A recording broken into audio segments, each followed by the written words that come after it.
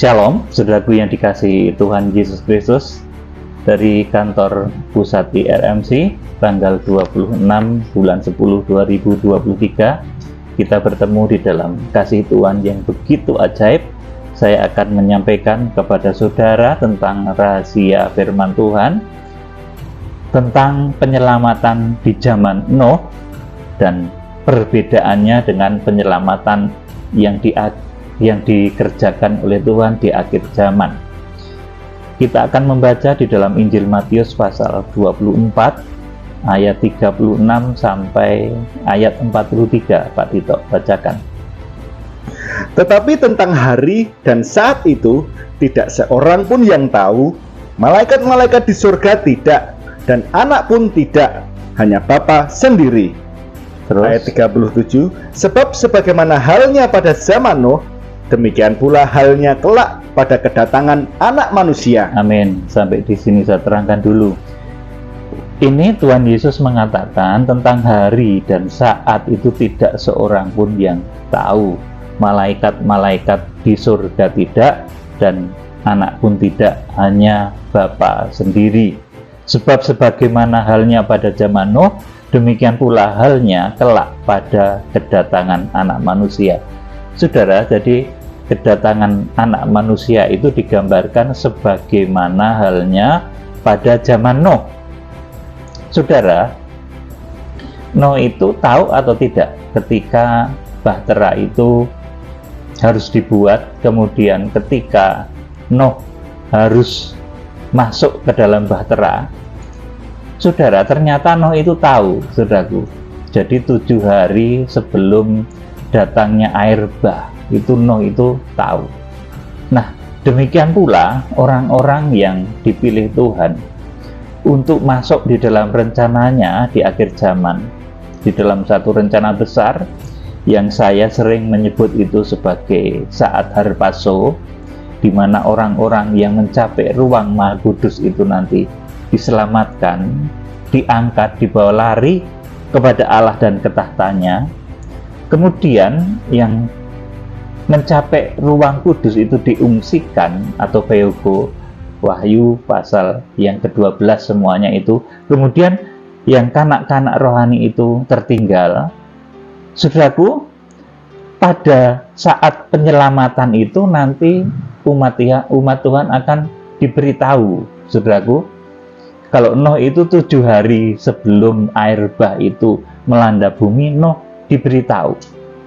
Kenapa demikian, saudaraku? Karena mengenai kedatangan Anak Manusia ini tentunya merupakan saat-saat penyelamatan, dan di Wahyu pasal yang ke-12 ayat yang ke-5 ayat yang ke-6, ketika nanti harpazo itu terjadi, ketika pengungsian itu terjadi, saudaraku, itu saat penyelamatan. Demikian pula di zaman Nuh, itu yang diberitahukan itu adalah saat penyelamatan umat Tuhan dari bencana yang akan melanda bumi. Pada saat itu bencananya adalah air bah. Di sini ada beberapa kesamaan. Sebab sebagaimana halnya pada zaman Nuh, demikian pula halnya kelak pada kedatangan Anak Manusia. Di sini sebetulnya Tuhan menggambarkan, Tuhan itu memberitahu mengenai hal hari saat umat Tuhan, saat orang-orang yang dianggap benar pada zamannya itu diselamatkan oleh Tuhan. Nah, nanti pada hari harpazo itu juga Tuhan akan memberitahu, saudaraku. Nah, tetapi yang diberitahu Tuhan itu bukan saat hari kiamat, saudaraku, tetapi saat hari penyelamatan. Kalau pada hari Nuh, ya ketika Nuh itu harus masuk bahtera. Saudaraku, ketika Nuh itu harus masuk bahtera, itu yang diberitahukan oleh Tuhan. Kemudian di akhir zaman juga hari ketika manusia itu akan diangkat, atau harpazo di Wahyu pasal 12 ayat yang ke-5. Dan itu nanti yang memberitahukan adalah malaikat yang gagah yang disebut di dalam kitab Wahyu pasal yang ke-10. Nah, di sini ada beberapa persamaan, saudaraku. Mengenai Bahtera Nuh, itu juga dibikin 3 tingkat. Yang tingkat-tingkatannya itu, saudaraku, di tingkat yang paling atas, kemudian tingkat yang tengah, dan tingkat yang paling bawah. Di mana di dalam kitab Kejadian ini tidak dirinci Nuh itu berada di yang paling atas atau yang tengah atau yang paling bawah. Jadi di dalam kitab Kejadian pasal 6 dan pasal 7, saudaraku, itu tidak dirinci Nuh itu berada di kamar atau di tingkat yang sebelah mana. Tetapi saya mendapatkan satu penerangan dari hikmat. Itu menurut etika surga, Nuh itu pasti berada di tingkat yang paling tinggi atau bahtera yang paling atas. Ini menurut etika surga, saudaraku. Kemudian yang di bawahnya itu kan ada beberapa golongan, ya saudaraku. Yang di bawahnya itu ada lagi binatang-binatang yang tidak haram. Itu juga disuruh untuk diselamatkan melalui bahtera itu. Nanti kita akan belajar tentang Bahtera Nuh. Jadi binatang-binatang yang tidak haram itu juga diperintahkan oleh Tuhan untuk dibawa di dalam Bahtera Nuh itu 7 pasang. Jadi banyak ya. Jadi ada berapa spesies yang dibawa oleh Bahtera Nuh itu saya tidak akan menjelaskan, tetapi yang jelas banyak. Saudaraku, kemudian ada lagi yang harus dibawa oleh Bahtera Nuh itu, yaitu binatang-binatang yang haram. Ternyata binatang-binatang yang haram itu masih boleh juga dibawa di Bahtera Nuh. Saudaraku, nah ini dari pikiran positif, dari hikmat Tuhan. Maka di sini bisa diambil satu garis lurus, satu kesimpulan, bahwa nanti yang paling atas itu tentunya adalah Nuh.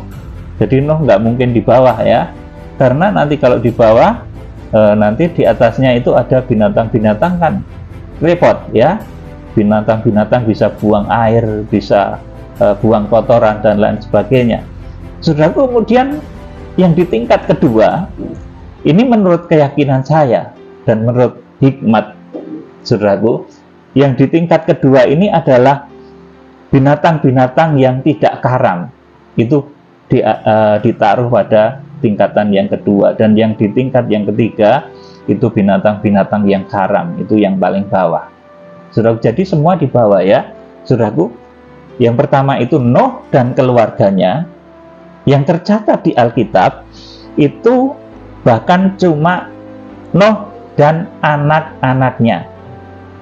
Nuh, Sem, Ham, dan Yafet. Itu yang ditulis di dalam Alkitab. Kemudian mengenai istri mereka, itu tidak ditulis namanya.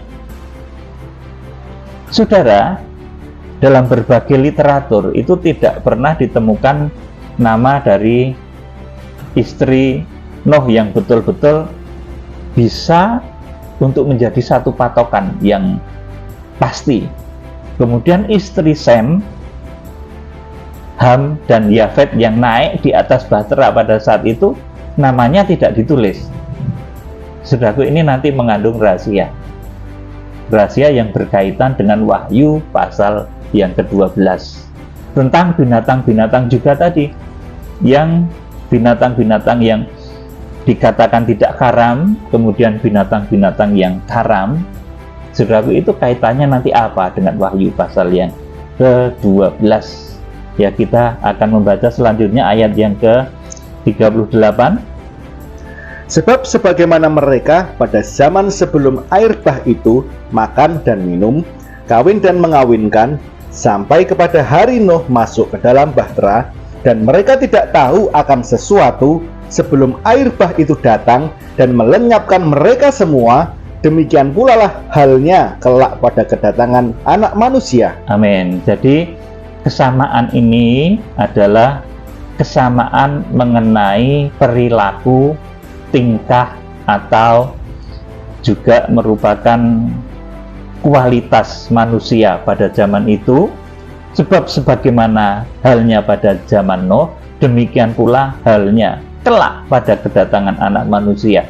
Sebab sebagaimana mereka pada zaman sebelum air bah itu makan dan minum, kawin dan mengawinkan. Nah, ini perilaku yang sama dengan orang yang ada di akhir zaman juga seperti itu, saudaraku. Nah, ini perilaku yang sama, hal yang sama. Tetapi nanti metode penyelamatannya itu yang terang berbeda. Di akhir zaman Tuhan nggak akan membuat bahtera yang wujudnya perahu, apalagi cuma kayu, saudaraku. Karena Tuhan mengadakan metode penyelamatan itu sesuai dengan waktu, sesuai dengan masa, sesuai dengan peradaban.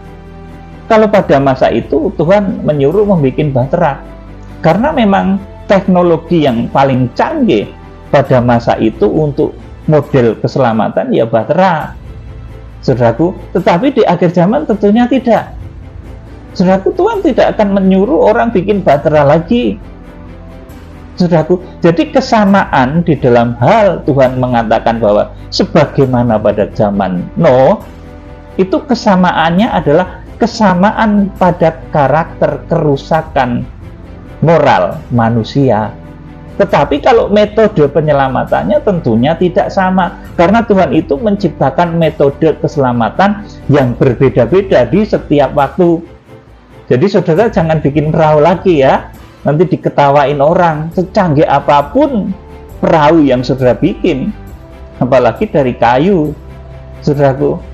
Zaman Nuh itu dari kayu ya, saudaraku. Sekarang sudah ada kapal, kalau Amerika mau bikin kapal yang luar biasa lebih kuat lagi dari dari baja atau apalah yang biasa untuk dibikin menjadi kapal induk, itu lebih kuat lagi tentunya, saudaraku. Tetapi untuk mengatasi kesulitan di akhir zaman itu, karena yang datang di akhir zaman itu bukan air bah, saudaraku, ketahui hal ini ya. Yang akan di akhir zaman datang itu, yang membahayakan umat Tuhan itu nanti antikris. Jadi yang dibikin ya jangan perahu lagi, lucu nanti diketawain sama anak kecil nanti, saudaraku. Ya, dibaca lanjut ayat yang ke-40.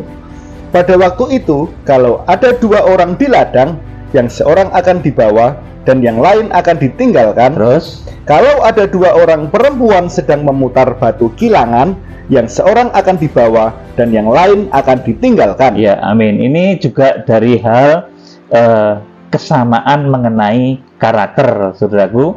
Kalau ada dua orang di ladang, yang seorang akan dibawa dan yang lain akan ditinggalkan, ini berbicara dari hal saat pengangkatan dan pengungsian. Itu nanti akan ada orang-orang yang dipisahkan ya, saudaraku.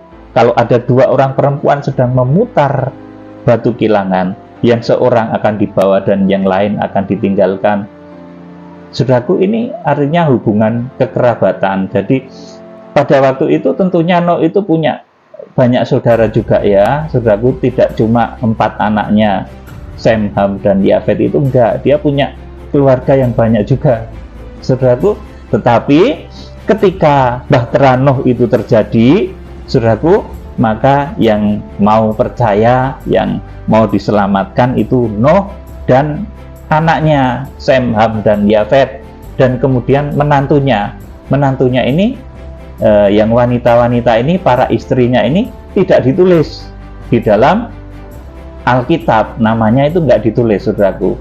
Orang memang pernah di dalam beberapa penemuan, beberapa literatur penyelidikan, saudaraku, ada yang mengatakan nama-nama itu, tetapi itu tidak bisa menunjukkan secara pasti tentang siapa istri-istri mereka yang dibawa itu, saudaraku yang dikasih Tuhan. Kemudian ayat 42 dan 43, karena itu berjaga-jagalah, sebab kamu tidak tahu pada hari mana Tuhanmu datang. Terus, tetapi ketahuilah ini, jika tuan rumah tahu pada waktu mana pada malam hari pencuri akan datang, sudahlah pasti ia berjaga-jaga dan tidak akan membiarkan rumahnya dibongkar. amin. Jadi untuk hari keselamatan ini, ketika Tuhan nanti menyelamatkan manusia dari bahaya antikris.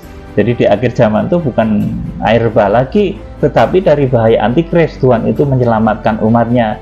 Yang harus dibikin tentunya bukan bahtera dari kayu, tetapi satu bangunan rohani yang luar biasa, yang nanti di dalam Wahyu pasal 12 itu bangunan rohani itu gambarnya seperti seorang wanita yang berpakaian matahari, bulan, dan bintang. Itu bangunan rohani yang harus dibikin di akhir zaman. Saudaraku, kalau dulu bangunan rohaninya itu berwujud bahtera Nuh, bangunan keselamatan yang membawa mereka selamat itu berwujud bahtera. Tetapi di akhir zaman nanti wujud dari bahtera yang menyelamatkan itu adalah seorang perempuan yang berpakaian matahari, rembulan, dan bintang. Saudara yang dikasihi Tuhan Yesus Kristus, mengenai hari penyelamatan ini Tuhan akan memberitahukan kepada kita. Kita akan baca 1 Tesalonika 5 ayat yang ke 1 sampai 4. Berjaga-jaga. Ya. Tetapi tentang zaman dan masa, saudara-saudara, tidak perlu dituliskan kepadamu, karena kamu sendiri tahu benar-benar bahwa hari Tuhan datang seperti pencuri pada malam. Terus, Apabila mereka mengatakan semuanya damai dan aman, maka tiba-tiba mereka ditimpa oleh kebinasaan, seperti seorang perempuan yang hamil ditimpa oleh sakit bersalin. Mereka pasti tidak akan luput.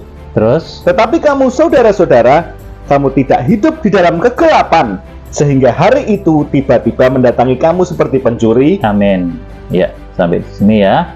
Jadi tentang hari penyelamatan, tentang zaman dan masa, tentang kedatangan Tuhan yang dikatakan di dalam 1 Tesalonika 5 ayat 2 ini, Tuhan datang seperti pencuri di malam. Itu kepada siapa? Itu kepada orang yang tidak berjaga-jaga, kepada orang yang hidup di dalam kegelapan. Saudaraku, tetapi kepada orang yang hidup di dalam terang, itu siapa? Itu bangunan rohani. Orang yang hidup di dalam terang itu siapa? Itu manusia yang pakaiannya adalah terang. Seorang perempuan berselubungkan matahari, rembulan, dan bintang di Wahyu pasal yang ke-12 itu. Saudara, jadi kalau kita belajar dari bahtera Nuh yang 3 tingkat, kemudian penyelamatan Tuhan di akhir zaman itu juga dilakukan melalui 3 cara.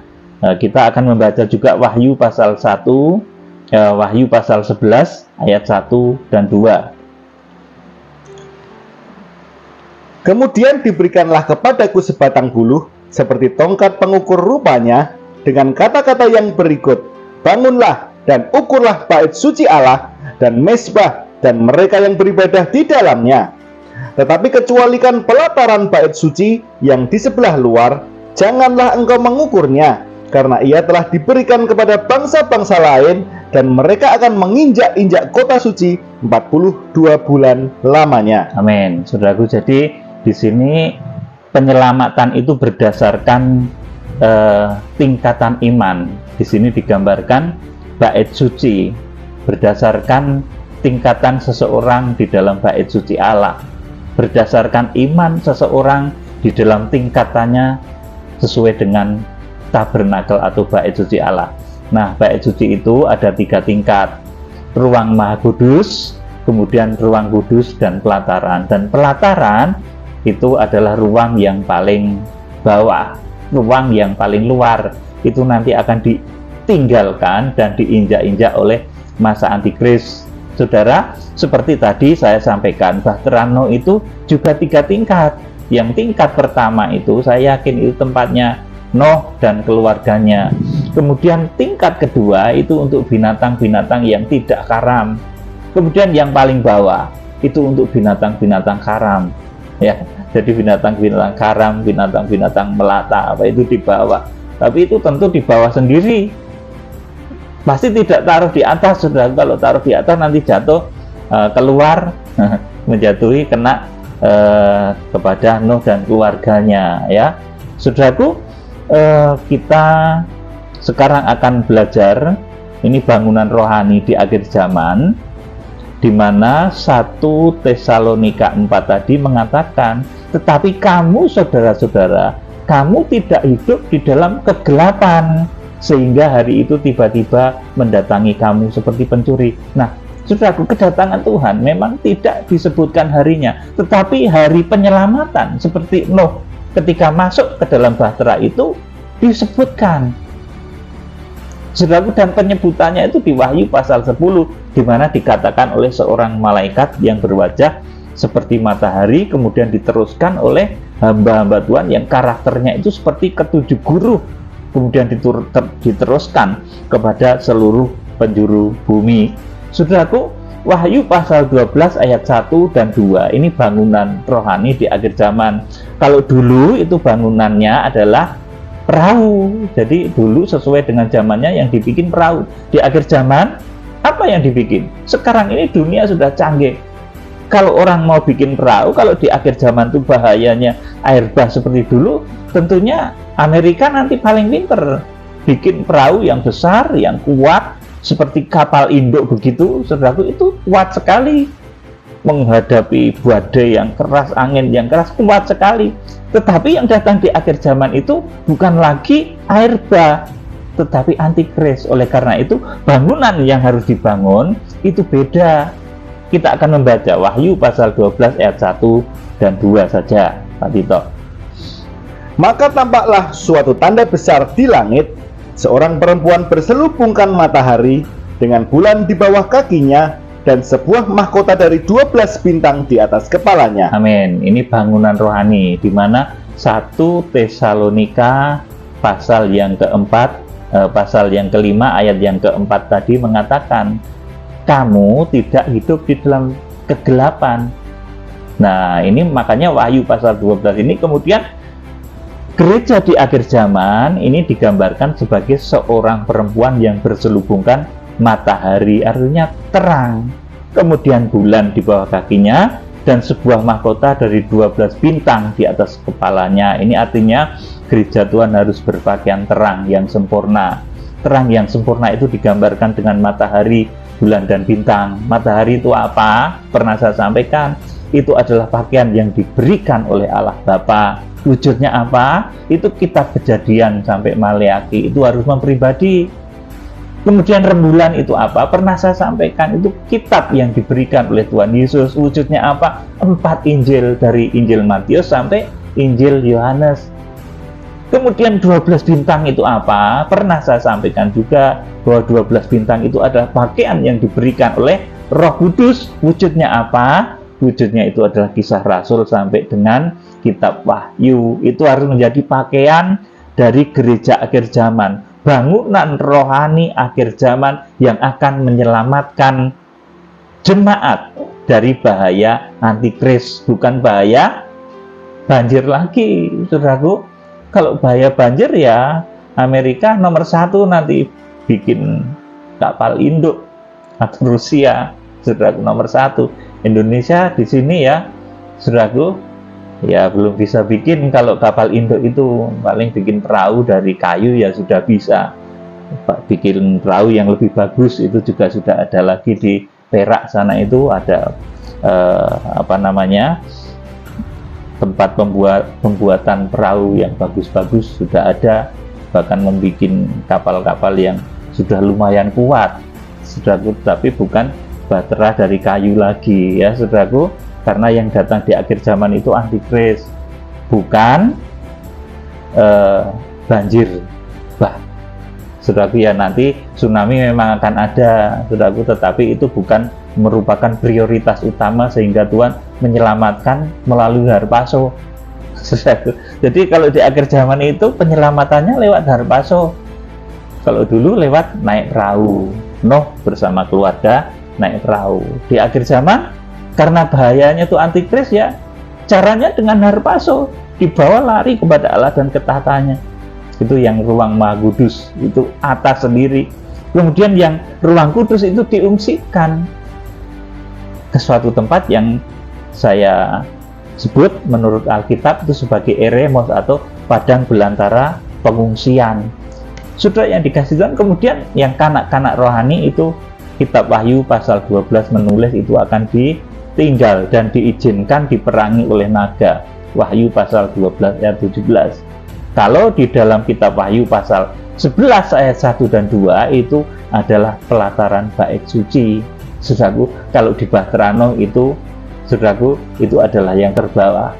Tapi dulu masih di bawah ya, tapi di akhir zaman ini sedikit beda.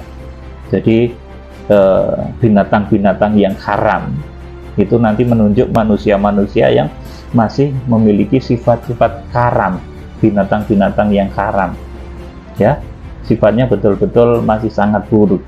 Saudara, jadi saya akan menjelaskan beberapa hal. Jadi setiap masa itu Tuhan memiliki metode menyelamatkan umatnya. Cara yang dipakai Tuhan itu selalu berdasar kepada kondisi zaman dan bahaya apa yang akan menimpa zaman tersebut. Misalnya pada zaman Nuh, maka Tuhan menyelamatkan umatnya dengan menyuruh Nuh membuat bahtera. Bisa saudara baca di kitab Kejadian pasal 6 sampai 10. Pada saat itu bahtera menjadi solusi pada waktu itu sebab kondisi peradaban dan kondisi alam itu sangat sederhana pada masa itu. Karena penyelamatan yang dikerjakan oleh Tuhan adalah maksimal dari kemampuan manusia dan sumber daya yang ada, dan ketika itu sarana maksimal yang memungkinkan dibuat manusia adalah bahtera. Jadi sarana maksimal di zaman Nuh itu bahtera ya. Dulu Tuhan nggak nyuruh bikin pesawat karena belum bisa mau bikin pesawat ya saudaraku. Kemudian selain itu bahtera Nuh itu yang diperintahkan Tuhan untuk dibuat sebab yang akan datang itu air bah. Tuhan tidak menyuruh metode lain, misalkan menggali bunker gitu, Tuhan nggak suruh, atau bikin terowongan untuk menyelamatkan diri, Tuhan nggak suruh juga. Karena yang datang itu nanti bukan meteor jatuh, bukan bom.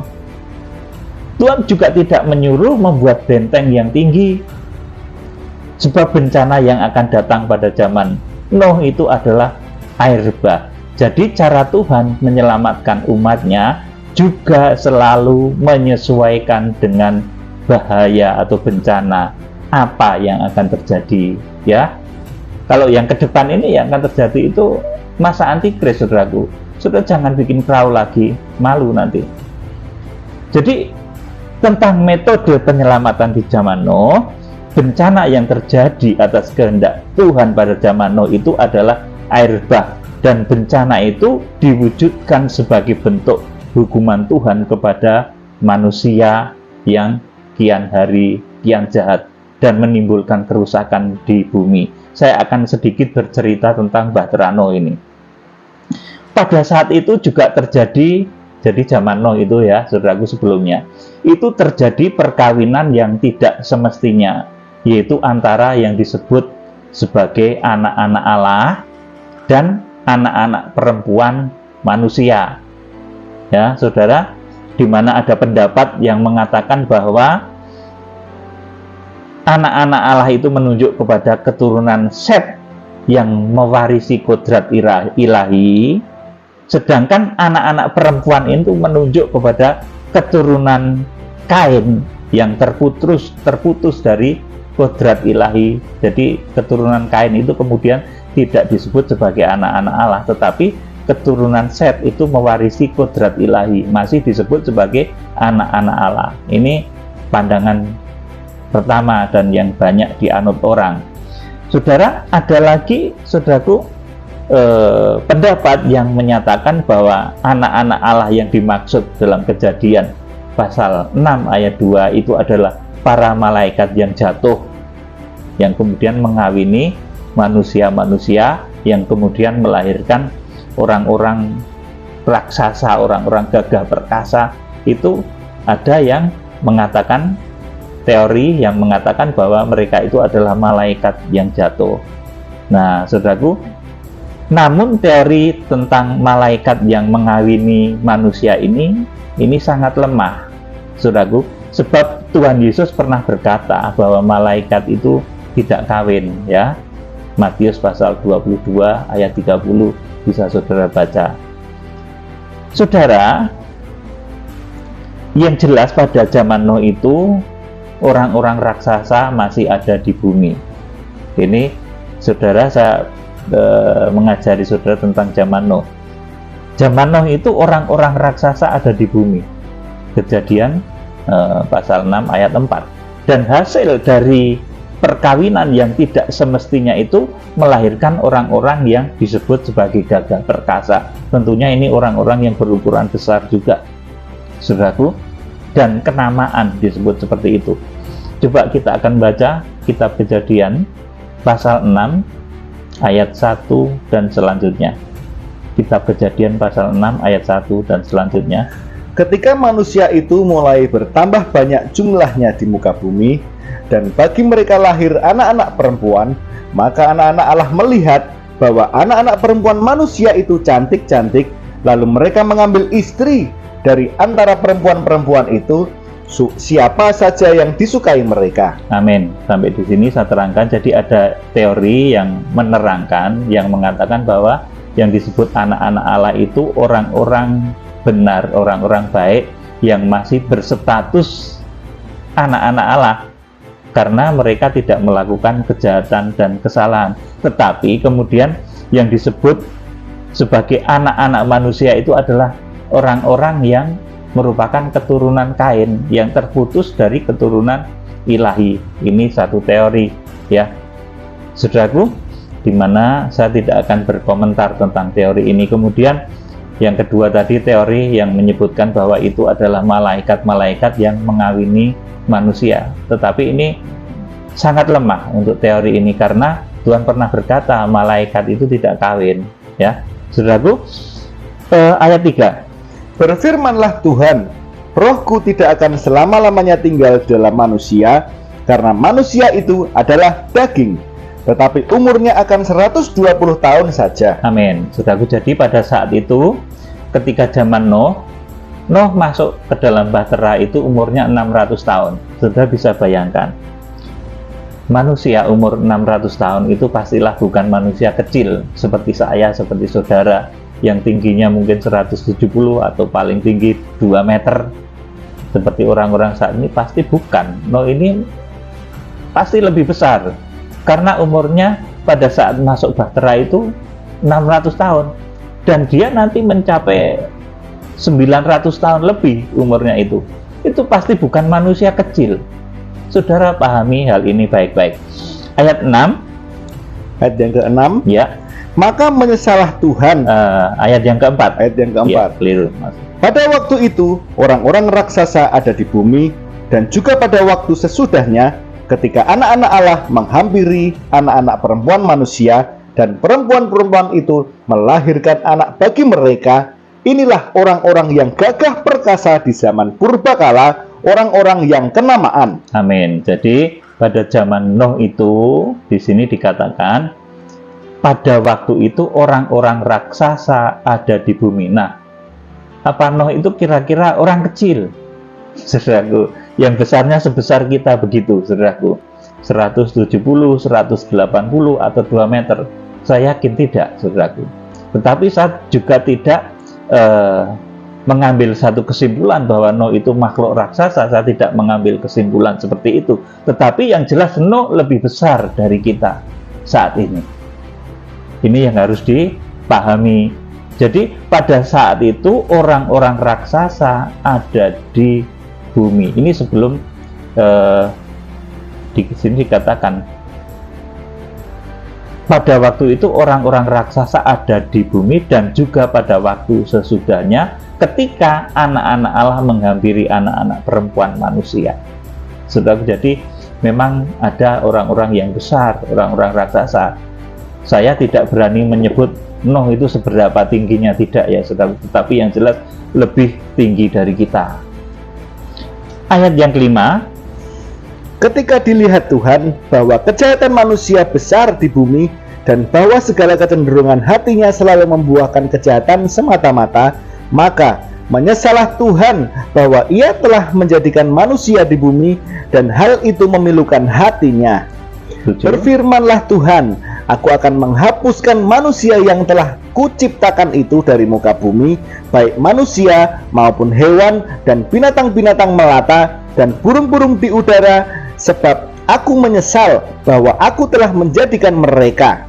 Tetapi Nuh mendapat kasih karunia di mata Tuhan. Amin. Jadi perihal Nuh ini, saudaraku, bahwa pastilah manusia-manusia di zaman itu bukanlah seukuran dengan manusia-manusia sekarang.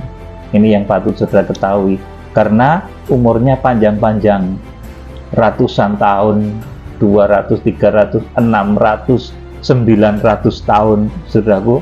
Nah, berdasarkan kepada kenyataan bahwa anak-anak perempuan manusia itu bisa kawin dengan anak-anak Allah dan melahirkan keturunan orang-orang yang gagah perkasa, artinya raksasa, yang juga ini bisa diambil kesimpulan dari umurnya yang panjang. Nuh ketika membuat bahtera itu umurnya 600 tahun, Kejadian pasal 7 ayat yang ke-6, dan mencapai umur 950 tahun, Kejadian pasal 9 ayat yang ke-29. Saudara, jadi bahtera Nuh itu memang dibikin ketika sumber daya yang ada dan memungkinkan ini membuat sarana tercanggih pada zamannya, yaitu bahtera. Maka Tuhan menyuruh Nuh membuat bahtera, karena saat itu sarana tercanggih itu ya bahtera. Belum bisa manusia disuruh bikin pesawat atau bikin mobil, begitu tidak bisa. Saudaraku, sudah yang dikasih Tuhan Yesus Kristus, jadi bahtera Nuh itu, kalau kita melihat dari umur manusia pada zaman itu yang tidak kecil, maka bahtera Nuh itu ukurannya juga tidak sekecil yang dibayangkan kebanyakan orang sekarang ini. Ya, kebanyakan orang sekarang ini membayangkan atau kemudian membuat model bahtera itu panjangnya 300 hasta, itu dianggap 133 meter menurut ukuran hasta saat ini, ya. Jadi kecil. Panjangnya itu 133 meter atau 30 hasta menurut hasta kita sekarang.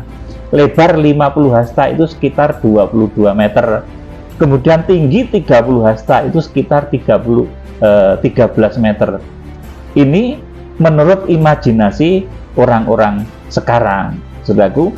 Nah, apabila ukuran bahtera Nuh itu seukuran itu, maka terlalu kecil untuk bisa menampung apa yang diperintahkan Tuhan untuk dibawa masuk ke dalamnya. Saudara bisa membaca di Kejadian pasal 6 ayat 18 sampai 22. Jadi saya yakin ini ukuran hasta yang dipakai untuk menandai, untuk menjadi patokan ukuran bahtera dari bahtera Nuh itu adalah hastanya Nuh sendiri, di mana Nuh ketika peristiwa itu terjadi umurnya 600 tahun, dan yang pasti tentulah orang yang berumur 600 tahun bahkan mencapai 950 tahun itu hastanya itu lebih panjang dari hasta kita saat ini. Ya, kalau hasta kita saat ini kan segini ya. Hasta itu dari sini sampai sini. Itu bisa 46 sampai 50 sekian begitu. Tetapi hastanya Nuh itu pasti panjang, saudaraku. Jadi saya sangat yakin bahwa bahtera Nuh itu panjangnya tidak 133 meter, saudaraku. Tidak 22 meter lebarnya, tidak 13 meter tingginya, tetapi lebih dari itu. Bahkan mungkin bisa itu sebesar kapal induk, saudaraku, tetapi berwujud kayu, saudaraku. Jadi ini mengenai bahtera Nuh. Jadi bahtera Nuh itu tidak sekecil yang dibayangkan oleh orang saat ini. Bahtera Nuh itu kemungkinan besar sebesar kapal-kapal induk sekarang gitu, karena harus memuat banyak di dalamnya itu, saudaraku.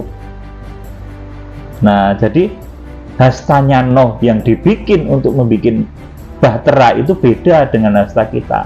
Jadi bahtera Nuh itu juga lebih besar dari yang dibayangkan orang selama ini.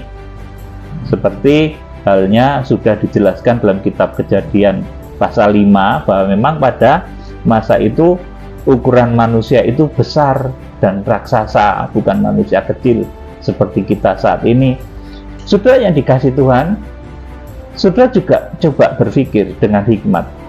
Ketika Nuh itu memasukkan hewan-hewan yang besar, misalkan jerapah kan selamat ya, saudaraku, gajah juga selamat, harimau juga selamat, singa juga selamat, dan binatang-binatang yang merupakan satu kesulitan apabila Nuh itu ukurannya kecil. Bayangin saudaraku, memasukkan ke dalam bahtera, saudaraku.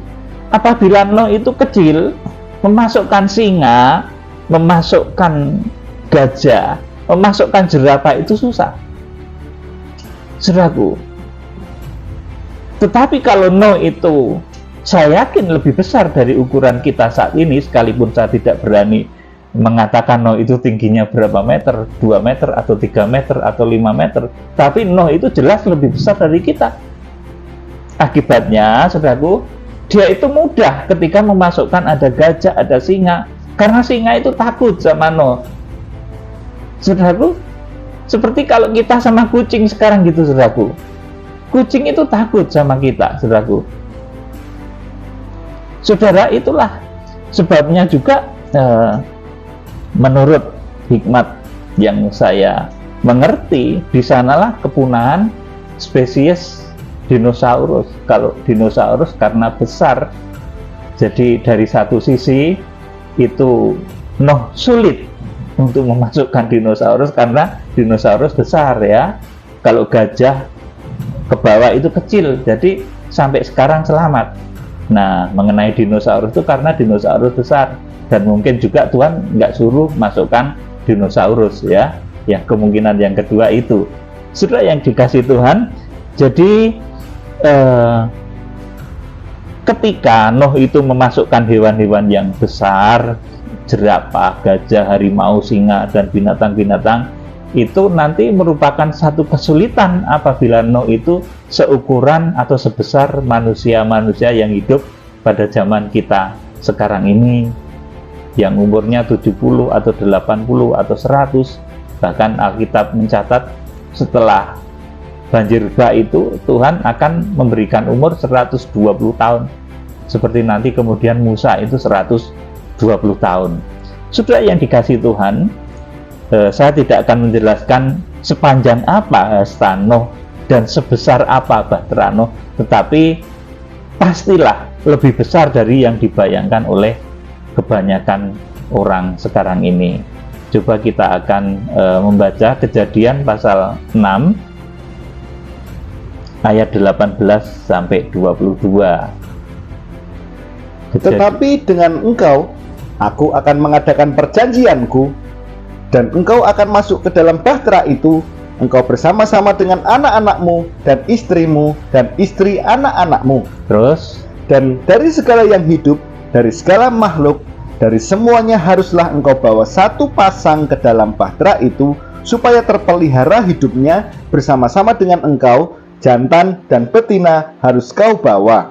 Terus, dari segala jenis burung, dan dari segala jenis hewan, dari segala jenis binatang melata di muka bumi, dari semuanya itu harus datang satu pasang kepadamu, supaya terpelihara hidupnya. Terus, dan engkau bawalah bagimu segala apa yang dapat dimakan, kumpulkanlah itu padamu untuk menjadi makanan bagimu dan bagi mereka. Lalu Nuh melakukan semuanya itu tepat seperti yang diperintahkan Allah kepadanya.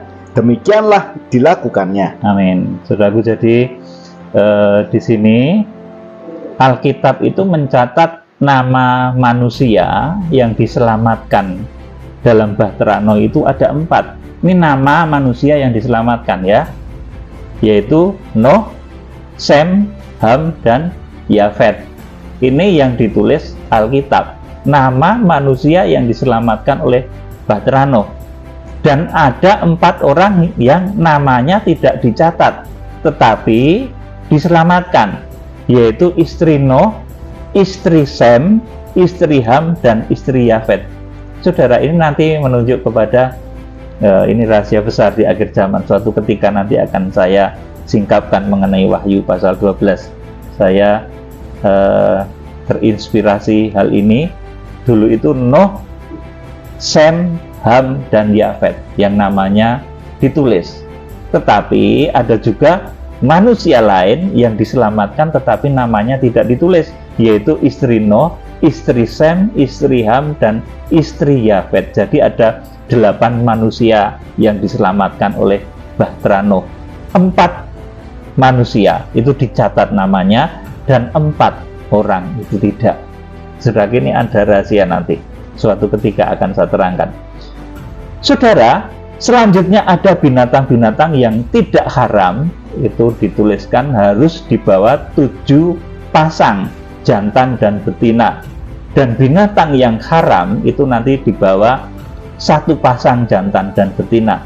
Nah, saya tidak akan menyorot atau ingin tahu seberapa banyak spesies binatang yang tidak haram dan yang haram yang dimasukkan ke dalam bahtera, tetapi pastilah itu banyak sekali. Oleh karena itu Bahtera Nuh itu enggak kecil, saudaraku, pasti besar, saudaraku. Tidak hanya 133 meter tadi, ada gajah, ada jerapah, saudaraku, enggak, saudaraku. Itu diukur menurut hastanya Nuh, jadi Bahtera itu besar. Saudara, dari sudut pandang teologis, maka dari peristiwa ini terjadilah, saudaraku, apa yang saya sebut itu kepunahan spesies binatang-binatang besar sejenis dinosaurus. Adapun penyebabnya, saudaraku, ini yang pertama, mungkin Tuhan tidak menyuruh Nuh memasukkan binatang itu, atau karena faktor kesulitan waktu Nuh memasukkan binatang-binatang itu, karena binatang-binatang itu memang terlalu besar dan susah untuk dimasukkan. Kalau harimau, singa, gajah itu, saudaraku, Nuh itu besar, saudaraku. Makanya ketika nyuruh harimau, singa, mereka takut. Seperti kalau kita lihat kucing besar lah, kucing itu takut sama kita, saudaraku. Ya, kita akan baca Kejadian pasal 7 ayat 1 sampai 5. Lalu berfirmanlah Tuhan kepada Nuh, masuklah ke dalam bahtera itu, engkau dan seisi rumahmu, sebab engkaulah yang kulihat benar di hadapanku di antara orang zaman ini. Dari segala binatang yang tidak haram, haruslah kau ambil 7 pasang. Iya, yang tidak haram 7 pasang. Terus jantan dan betinanya, tetapi dari binatang yang haram 1 pasang, jantan dan betinanya. Amin. Sampai di sini saya terangkan dulu, saudaraku. Jadi ini nanti akan merupakan satu hal yang membuat Tuhan itu menyuruh bahtera itu dibikin 3 tingkat. Karena yang harus dibawa yang pertama itu manusia bersama istrinya, itu ada 4 pasang tadi. Kemudian yang kedua binatang yang tidak haram, itu 7 pasang. Kemudian yang ketiga binatang yang haram, itu 1 pasang. Saudara, ini yang membuat bahtera itu dibikin 3 tingkat. Di mana tingkat pertama itu untuk Nuh dan keluarga, tingkat yang kedua itu untuk binatang yang tidak haram, dan tingkat yang ketiga itu untuk binatang yang haram. Nanti ini menunjuk apa, saudara? Suatu ketika di akhir zaman, manusia-manusia yang masih memiliki tabiat-tabiat yang haram, ucapan-ucapan mulut yang busuk, saudara, perbuatan-perbuatan yang seperti binatang-binatang haram dikatakan seperti itu, maka orang-orang seperti itu akan tertinggal di masa antikris. Itu pelataran bait suci Allah. Saudara yang dikasihi Tuhan, dilanjutkan ayat yang ketiga. Juga dari burung-burung di udara 7 pasang, jantan dan betina, supaya terpelihara hidup keturunannya di seluruh bumi. Terus, sebab 7 hari lagi aku akan menurunkan hujan ke atas bumi 40 hari 40 malam lamanya, dan aku akan menghapuskan dari muka bumi segala yang ada yang kujadikan itu. Amin. Jadi hujannya pada saat itu, Tuhan itu menurunkan hujan 40 hari 40 malam lamanya, jadi lama sekali. Kalau sekarang itu Jakarta gitu dilanda hujan terus-terusan 3 hari 3 malam itu sudah terendam banjir. Semarang, Surabaya juga kalau 3 hari 3 malam hujan.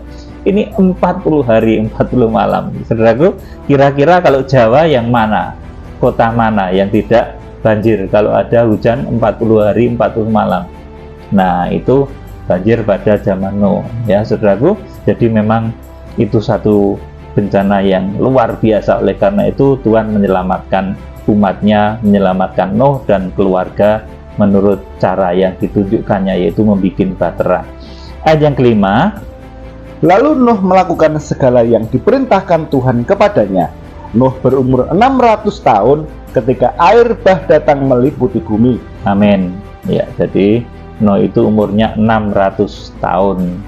Saudaraku, kemudian sedikit lagi saya akan sampaikan mengenai penempatan Nuh, anak-anaknya, dan segala yang dimuat di dalam bahtera. Nanti menunjuk di akhir zaman, orang-orang yang harpaso yang langsung dibawa kepada Allah dan ketatannya, kemudian orang-orang yang diungsikan, dan orang-orang yang tertinggal. Ruang Maha Kudus, ruang kudus, dan pelataran. Kalau dulu ini bahtera Nuh, penempatan Nuh dan anak-anaknya, dan segala yang dimuat oleh bahtera. Saudara, Alkitab tidak menuliskan secara spesifik di mana ruangan Nuh, Sem, Ham, dan Yafet dan istri-istri mereka. Juga tidak ditulis posisi binatang-binatang yang dibawa maupun perbekalan yang dibawa itu ditempatkan di mana, tidak pernah ditulis. Adapun bahtera itu dibikin dengan 3 tingkat seperti halnya tabernakel, ruang Maha Kudus, ruang kudus, dan pelataran. Seperti halnya keselamatan di akhir zaman, harpaso, pengungsian, dan orang-orang yang tertinggal. Saudaraku, jadi bahtera itu dibikin dengan 3 tingkat. Nah, ini bukan menurut apa yang tertulis di dalam Alkitab, tetapi menurut hukum etika, di mana orang yang dianggap benar oleh Tuhan itu tentulah memiliki etika yang bagus. Jadi Nuh itu pasti etikanya bagus.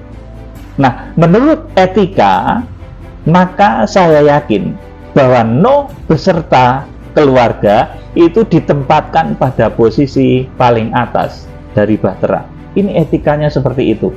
Kemudian pasangan-pasangan binatang-binatang yang tidak haram itu ditempatkan pada tingkat kedua dari bahtera, dan pasangan-pasangan binatang yang haram itu ditempatkan pada posisi yang terbawah dari bahtera. Yuk kita baca Kejadian pasal 6 ayat 14 sampai 21. Ini studi ya, agak panjang. Kejadian pasal 6 ayat 14 sampai 21. Buatlah bagimu sebuah bahtera dari kayu gofir. Bahtera itu harus kau buat berpetak-petak dan harus kau tutup dengan pakal dari luar dan dari dalam. Beginilah engkau harus membuat bahtera itu: 300 hasta panjangnya, 50 hasta lebarnya, dan 30 hasta tingginya. Buatlah atap pada bahtera itu dan selesaikanlah bahtera itu sampai sehasta dari atas, dan pasanglah pintunya pada lambungnya. Buatlah bahtera itu bertingkat bawah, tengah, dan atas. Bertingkat bawah, tengah, dan atas. Terus, sebab sesungguhnya aku akan mendatangkan air bah meliputi bumi untuk memusnahkan segala yang hidup dan bernyawa di kolong langit. Segala yang ada di bumi akan mati binasa. Tetapi dengan engkau, aku akan mengadakan perjanjianku, dan engkau akan masuk ke dalam bahtera itu, engkau bersama-sama dengan anak-anakmu dan istrimu dan istri anak-anakmu. Dan dari segala yang hidup, dari segala makhluk, dari semuanya haruslah engkau bawa satu pasang ke dalam bahtera itu, supaya terpelihara hidupnya bersama-sama dengan engkau. Jantan dan betina harus kau bawa. terus Dari segala jenis burung dan dari segala jenis hewan, dari segala jenis binatang melata di muka bumi, dari semuanya itu harus datang satu pasang kepadamu, supaya terpelihara hidupnya. Dan engkau bawalah bagimu segala apa yang dapat dimakan, kumpulkanlah itu padamu untuk menjadi makanan bagimu dan bagi mereka. amin. Saudaraku, jadi demikian ya, ini pengetahuan mengenai bahtera Nuh. Jadi penempatan Nuh, keluarganya, kemudian binatang-binatang yang dibawanya dan perbekalan yang dibawanya. Saudaraku, ini nanti kemudian akan menunjuk kepada cara penyelamatan Tuhan di akhir zaman dari bahaya masa antikris. Kalau dahulu bahtera itu 3 tingkat, tingkat yang teratas itu tentulah Nuh dan keluarganya. Kemudian yang kedua, ini menurut etika, ini tentulah binatang-binatang yang tidak haram. Kemudian tingkat yang paling bawah itu binatang-binatang yang haram, pasangan-pasangan binatang yang haram. Saudara, di akhir zaman nanti Tuhan akan menyelamatkan umatnya dengan 3 cara juga. Yang pertama yaitu dengan harpaso, dibawa langsung kepada Allah dan ke tahtanya. Yang kedua itu diungsikan ke satu padang belantara, makanya disebut padang belantara pengungsian, taman padang belantara, karena itu untuk memperbaiki manusia-manusia yang masih sedikit memiliki sifat-sifat tidak baik. Kalau di dalam bahasa kasar saya sebut itu masih punya sifat binatang yang tidak haram, ya. Sifat-sifat binatang masih ada, saudaraku. Kemudian, saudaraku, orang-orang yang tertinggal itu adalah orang-orang yang berada di pelataran. Wahyu pasal yang ke-11 ayat 1 dan 2. Wahyu pasal 12 ayat yang ke-17 itu menunjuk orang-orang yang hidupnya masih begitu dikatakan haram, hidupnya itu masih seperti binatang haram, masih ucapannya penuh hujat, penuh sumpah serapah, ya. Beberapa saat saya dikirim SMS sama orang yang tidak kenal dengan kata-kata hujatan yang tidak pantas, ya. Saya yakin ya itu nanti kalau masa antikris tiba itu orang-orang seperti itu tertinggal, ya. Jadi sekarang memperbaiki diri, kita berusaha untuk semakin hidup diperkenan oleh Tuhan di dalam perkataan, di dalam perbuatan, di dalam pikiran. Saudaraku, kita akan diselamatkan Tuhan. Kalau dahulu cuma Nuh dan keluarganya, cuma 8 orang, ya. Tetapi di akhir zaman ini banyak orang. Jadi keselamatan itu bukan punyanya satu gereja saja, nanti terus secara eksklusif mengajarkan nanti itu yang selamat gereja kita sendiri, saudaraku. Itu keliru, saudaraku. Makanya di akhir zaman itu nanti keselamatan itu luar biasa. Kita akan mengadakan kegerakan Kuda Putih dari bangsa non-Israel, itu nanti juga banyak. Dari bangsa Israel juga banyak nanti. Melalui kegerakan Kuda Putih kita akan menangkan bangsa Israel untuk menerima Tuhan Yesus sebagai Mesias yang dijanjikan. Saudaraku, jadi sekali lagi, apalagi perihal harpaso, pengangkatan, oh itu yang diangkat itu nanti gereja kutok ning wong 400, saudaraku. Tidak seperti itu, saudaraku. Oh yang nanti diangkat itu keluarga kutok, saudaraku. Itu pandangan yang keliru, ya, saudaraku. Kita harus mulai bijaksana di dalam segala perkara di akhir zaman ini. Kita hendak menyongsong kegerakan besar, kita pasti diperlengkapi oleh Tuhan dengan segala macam kekayaan surgawi. Kiranya Tuhan Yesus Kristus memberkati. Salam penuaian. Haleluya. Amin.